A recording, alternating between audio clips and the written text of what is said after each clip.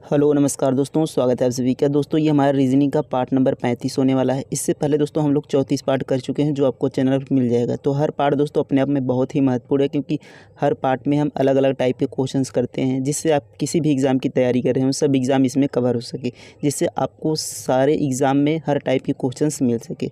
तो उम्मीद है आपने सारे पार्ट देखे होंगे। तो आप किसी भी एग्ज़ाम की तैयारी कर रहे हो दोस्तों, एसएससी में कोई सा भी एग्ज़ाम हो, दिल्ली पुलिस हो, यूपी पुलिस या रेलवे का कोई एग्ज़ाम हो, सभी के लिए बहुत ही महत्वपूर्ण है। तो चलिए पहले क्वेश्चन से स्टार्ट करेंगे, और दोस्तों बिल्कुल आसान तरीका बताया जाएगा किस तरीके से आप कम समय में एग्जाम में क्वेश्चंस को सॉल्व कर सकते हैं। तो चलिए पहला क्वेश्चन देखेंगे। देखिए यहाँ पर पहला क्वेश्चन है दोस्तों, यहाँ पर एनालॉगी से है। तो किस तरीके से इसे हम सॉल्व करते हैं। तो एनालॉगी के प्रश्नों को दोस्तों सॉल्व करने का सबसे आसान तरीका होता है कि सबसे पहले आप नंबर को देखेंगे। यदि छोटी संख्या से बहुत बड़ी संख्या बन रही है तो या तो उसका किसी संख्या में गुणा करेंगे, या उसका स्क्वायर करके कोई संख्या जोड़े घटाएंगे, या क्यूब करेंगे। तो इस तरीके से इसे हम सॉल्व करते हैं। देखिए यहाँ पर अनुपात है, यहाँ पर समानुपात है। इसे हम समानुपात कहते हैं, इसे अनुपात कहते हैं। तो जिस तरीके से इन दोनों का संबंध होता है, उसी तरीके से हमें इनका संबंध बताना होता है। तो सबसे पहले हम देखेंगे कि इनका किस तरीके से यहाँ पर संबंध है।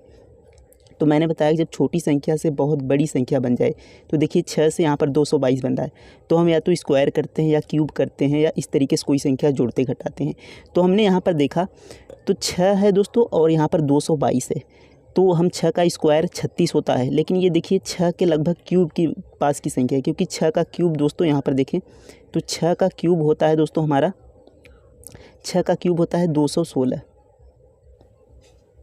अब देखिए 216 से कितना ज़्यादा है, तो 216 में यदि हम 6 को प्लस कर देंगे तो ये हो जाएगा 222।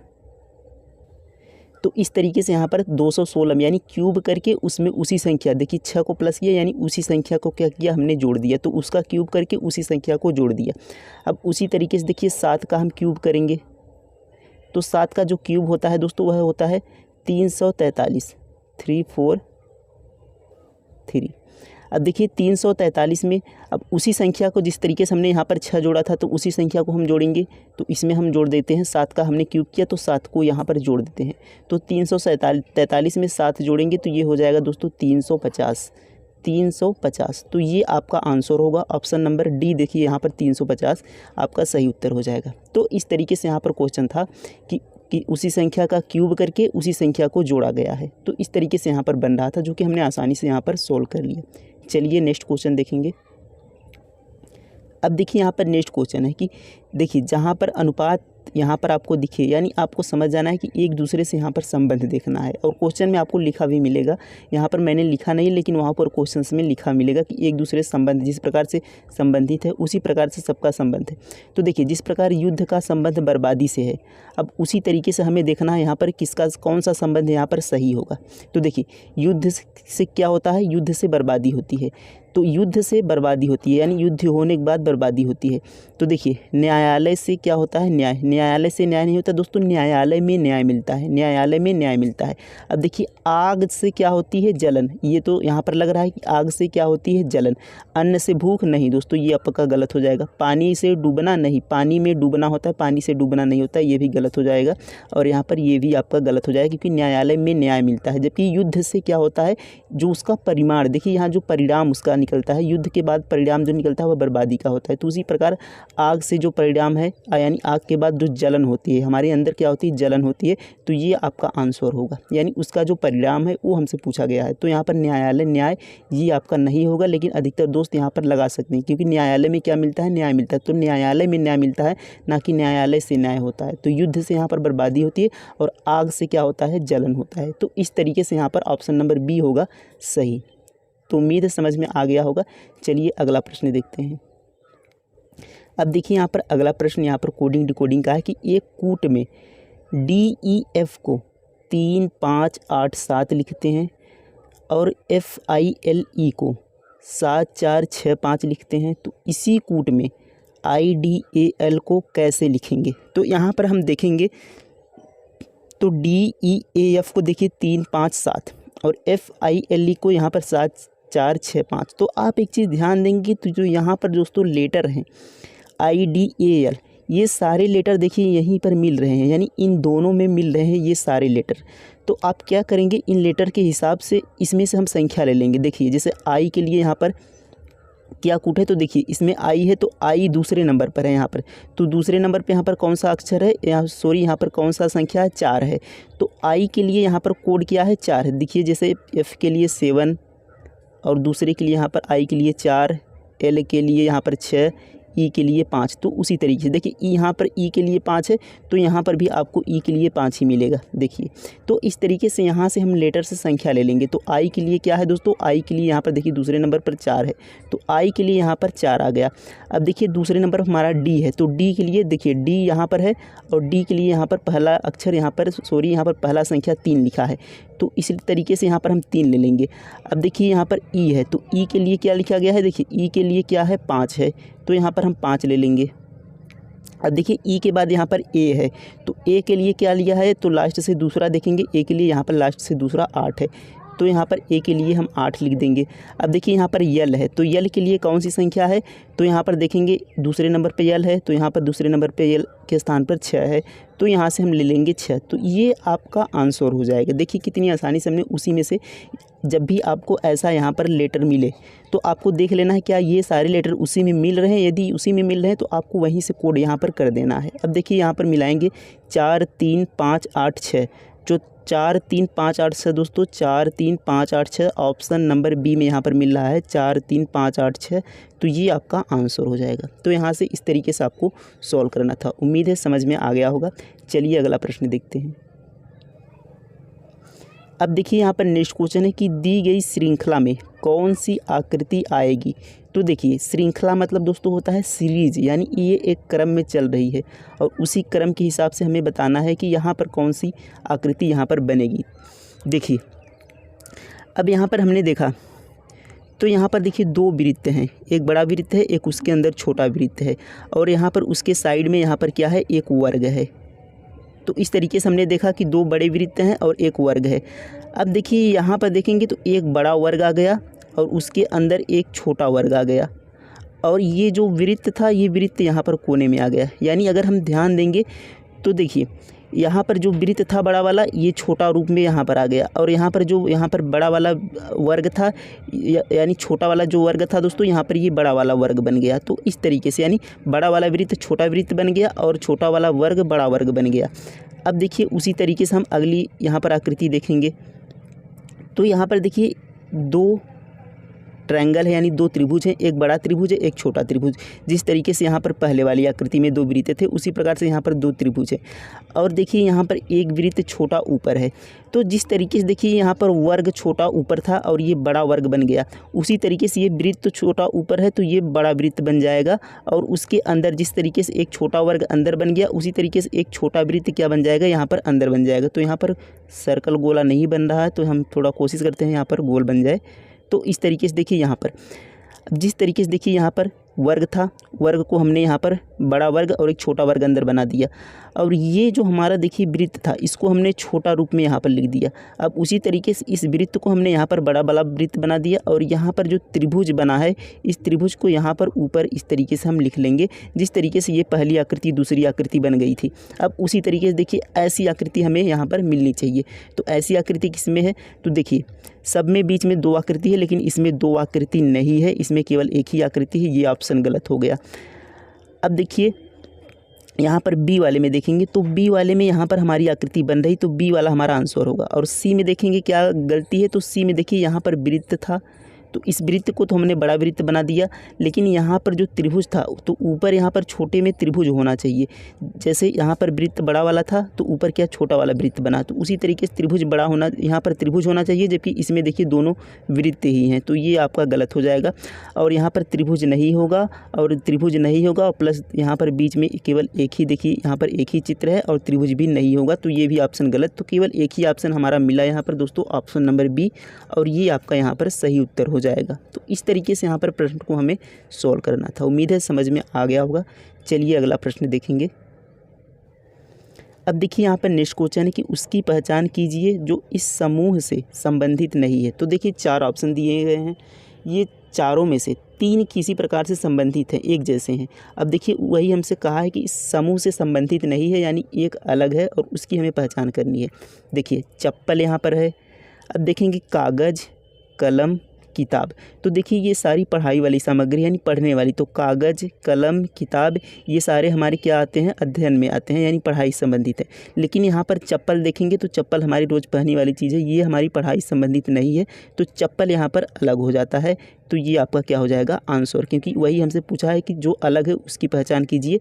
तो इस तरीके से चप्पल हमारा आंसर हो जाएगा। और बाकी देखिए तीनों यहाँ पर एक जैसे हैं, यानी तीनों एक रूप से यहाँ पर संबंधित हैं, जबकि चप्पल हमारा अलग हो जाएगा। तो ये आपका आंसर होगा। तो इस तरीके से यहाँ पर आपको सॉल्व करना था। चलिए अगला प्रश्न देखते हैं। अब देखिए यहाँ पर अगला प्रश्न है कि दी गई श्रृंखला के लुप्त अक्षर ज्ञात कीजिए। तो यहाँ पर देखिए जो खाली खाली यहाँ पर स्थान है, इसमें हमें अक्षर भरना है और उसी अक्षर को यहाँ पर बताना है कि कौन सा अक्षर हमने भरा। तो यहाँ पर किस तरीके से इसे हम भरते हैं, तो ये देखिए एक तरीके से इसमें क्या होता है कि वही एक कोई शब्द होता है और वही दोहराया जाता है। तो उसी को हमें भरना होता है कि यहाँ पर या तो 4 लेटर मिलाकर या 5 लेटर मिलाकर कोई शब्द बनेगा जो हमारा यहाँ पर दोहराया जाता है। तो इसी तरीके से इसे भरना होता है। तो किस तरीके से भरेंगे, देखिए अब यहाँ पर हमने देखा दोस्तों डबल यम है, तो यहाँ पर देखेंगे कि यम है और उसके बाद डबल यन है। तो यम के बाद देखिए यहाँ पर यन है, यम के बाद यन है, तो यहाँ पर भी देखिए यम के बाद खाली स्थान है, तो यम के बाद यन होना चाहिए। तो यम के बाद यहाँ पर हमने क्या रख दिया, यन को रख दिया। अब देखिए यहाँ पर डबल यम है, यम के पहले यम है, तो यहाँ पर भी देखिए यम के पहले क्या होना चाहिए, यम होना चाहिए। तो इस तरीके से यहाँ पर हमारा देखिए हो गया। अब देखिए यहाँ पर यम के पहले यल है, यम के पहले क्या है, यल है, तो यहाँ पर भी यम के पहले यल होना चाहिए। तो यहाँ पर हमने क्या रख लिया, यल रख लिया, जबकि यहाँ के पहले यम के पहले यल था, तो यहाँ भी हमने यम के पहले यल रख लिया। अब देखेंगे यहाँ पर यल के पहले यल है, तो यहाँ पर भी यल के पहले यल होना चाहिए। तो इस तरीके से यहाँ पर हमने भर लिया। अब देखिए हमारा सारा स्थान यहाँ पर भरा जा चुका है। तो देखेंगे कौन सा लेटर यानी कौन सा शब्द यहाँ पर बन रहा है। तो देखेंगे अब देखिए यहाँ पर डबल यल, कलर चेंज कर लेते हैं ताकि अच्छे से यहाँ पर हमें समझ में आए। देखिए डबल यल, डबल यम, डबल यन। देखिए यहाँ पर डबल यल, डबल यम, डबल यन। अब देखेंगे यहाँ पर, तो यहाँ पर भी देखेंगे डबल यल, डबल यम, डबल यन। तो ये हमारा देखिए यहाँ पर शब्द बन रहा है कि डबल यल, डबल यम, डबल यन, फिर उसके बाद डबल यल, डबल यम, डबल यन। तो इस तरीके से यहाँ पर हमारा शब्द बना। तो हमने क्या क्या भरा, देखिए हमने भरा यल, उसके बाद हमने भरा यन, यहाँ पर यन, उसके बाद फिर से हमने भरा यल ये वाला, और उसके बाद हमने भरा यम। तो L N L M, L N L M. तो किसमें ऑप्शन है दोस्तों, L N L M, option number C यहाँ पर देखिए आपका मिल रहा है, एल एन एल एम। तो ये आपका क्या हो जाएगा, आंसर हो जाएगा। तो इस तरीके से यहाँ पर हमें क्वेश्चंस को सॉल्व करना है। तो उम्मीद है आपको समझ में आ गया होगा। आपको बता दें दोस्तों, ये सारे क्वेश्चंस प्रीवियस ईयर एग्ज़ाम में पूछे गए, यानी अलग अलग एग्ज़ाम में पूछे गए क्वेश्चंस हैं। तो ये सभी क्वेश्चंस बहुत ही इंपॉर्टेंट है और इस टाइप के क्वेश्चंस आपको एग्ज़ाम में देखने को मिलेंगे। चलिए अगला प्रश्न देखते हैं। अब देखिए यहाँ पर नेक्स्ट क्वेश्चन है कि निम्नलिखित आकृति में वर्गों की संख्या ज्ञात कीजिए। तो इस आकृति में कितने वर्ग हैं वो हमें यहाँ पर बताना है। कैसे देखेंगे, कैसे गिनेंगे, देखिए अब एक ये हमारा देखिए बड़ा वाला वर्ग हो गया, और यहाँ पर देखिए 2 छोटे वर्ग बन रहे हैं, 1 2, और एक बड़ा वाला ये हमारा 3 हो गया। और यहाँ पर जो ये आकृति बन रही है, ये हमारा ध्यान रखेंगे कि ये वर्ग नहीं है। वर्ग क्या होती है, ये वाली जो आकृति है ये वर्ग नहीं है, ये हमारी आयत बन रही है। वर्ग क्या होता है, वर्ग की जिसके चारों भुजाएं क्या हो, बराबर हो, ये हमारा क्या होता है, वर्ग होता है, जिसकी चारों भुजाएं बराबर हो। तो आकृति में देखेंगे तो कितने वर्ग हो गए, इसमें 3 वर्ग हो गए। अब देखिए ऐसी आकृति कितनी बन रही है, तो देखिए एक यहाँ पर बन रही है, 2 3 4, तो ऐसी 4 आकृति बन रही है, और एक आकृति में 3 वर्ग बन रहे हैं। तो 4 आकृति में कितने वर्ग हो जाएंगे, तो 4 × 3 यानी कितने वर्ग हो गए टोटल, तो 4 × 3 = 12। कितने वर्ग हो गए एक आकृति में, तो एक आकृति में हो गए 12 वर्ग। तो इस तरीके से देखिए यहाँ पर जो साइड साइड छोटे छोटे आकृति थे, इनसे हमारा 12 वर्ग मिल गया। अब हम दूसरी आकृति देखेंगे। अब देखिए यहाँ पर एक ये वाली जो आकृति बन रही है, ये इस तरीके से, तो ये हमारा एक वर्ग बन रहा है। तो इस तरीके से कितनी आकृति है, देखिए 1 2 3 और 4, तो 4 वर्ग हमारे ये हो गए। तो यहाँ पर हम 4 को और ऐड कर लेंगे। अब देखिए एक हमारा यहाँ पर बनेगा बड़ा वाला, देखिए ये इस तरीके से एक वर्ग बनेगा और एक वर्ग ये हमारा बड़ा वाला हो गया। अब देखिए सबको हम जोड़ लेंगे तो 12 4 कितना हो जाएगा 16, 16 1 17। तो यहाँ पर जो हमारा टोटल वर्ग बनेंगे, टोटल 17 वर्ग बनेंगे। कितने दोस्तों? टोटल 17 वर्ग बनेंगे। तो इस तरीके से आपको छोटे छोटे वर्ग को पहले काउंट करना था, फिर हमने यहाँ पर बड़ा वर्ग गिना, तो इस तरीके से टोटल 17 वर्ग मिले हमें, जो कि 17 आपका ऑप्शन हो जाएगा, ऑप्शन नंबर ए। इस तरीके से ये आपको सॉल्व करना था। कैसे हमने सॉल्व किया कि देखिए एक वर्ग ये बड़ा वाला हो गया, अब ये इस तरीके से यहाँ पर बट रहा है, तो एक ये और एक ये छोटा छोटा वाला और एक बड़ा वाला, यानी इस आकृति में कितने वर्ग बन गए? इस आकृति में टोटल 3 वर्ग बन गए। तो ऐसी कितनी आकृति हैं? ऐसी 4 आकृतियाँ यहाँ पर हैं। तो 4 तिहाई कितना हो गया? 12। तो टोटल 12 वर्ग बन गए। अब देखिए यहाँ पर जो इस तरीके से ये हमारा वर्ग बना था, किस तरीके से? इस तरीके से हमारा वर्ग बना था और इसका इस तरीके से यहाँ पर पार्ट किया गया था। तो देखिए 4 वर्ग इस तरीके से ये वाले हो गए और एक बड़ा वर्ग हो गया, तो टोटल 5 वर्ग बन गए। तो 12 और 5 कितने हो गए? टोटल 17 वर्ग। तो इस तरीके से यहाँ पर आपको सोल्व करना था। उम्मीद है समझ में आ गया होगा। चलिए अगला प्रश्न देखते हैं। अब देखिए यहाँ पर नेक्स्ट क्वेश्चन हमारा ब्लड रिलेशन से, यानी दोस्तों रक्त संबंध से। कहा है कि यदि वाई सी की पुत्री है, तो हम बना लेते हैं कि वाई क्या है? सी की पुत्री है। तो सी को हम ऊपर रखते हैं और वाई क्या है? सी की पुत्री है। तो पुत्री है यानी दोस्तों फीमेल है।